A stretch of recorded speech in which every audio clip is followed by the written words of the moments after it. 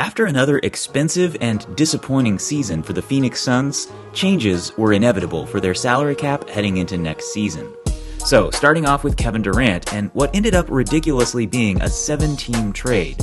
The relevant parts for the Suns, though, were that KD went to the Rockets, and in return, they got Jalen Green, Dillon Brooks, Daquan Plowden, who they waived, some future second-round picks, and then 3 picks from this year's draft. Number 10, which became Kaman Maluach, number 31, which became Rasheer Fleming, and then number 41, which became Kobe Bray, but he's on a 2-way contract. Okay, next, Bradley Beal. So, the Suns ended up utilizing the buyout provision and the waive and stretch provision to deal with his remaining contract, $110 million over the next 2 seasons. So first, the buyout. Beal had to give back $13.9 million to facilitate the process, which he agreed to do because he would make most of that back with his Clippers contract. But then, the waive and stretch. After the buyout, the remainder of his contract was waived and then stretched over the next 5 years instead of 2. The result, about $19 million in dead money on the Suns' books for the next 5 years in a row. So, was it worth it?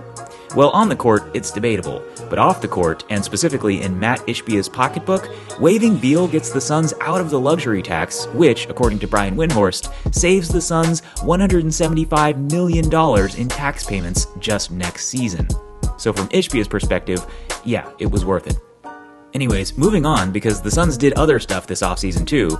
They also traded Vasilij Micić and 2 draft picks to the Charlotte Hornets for Mark Williams.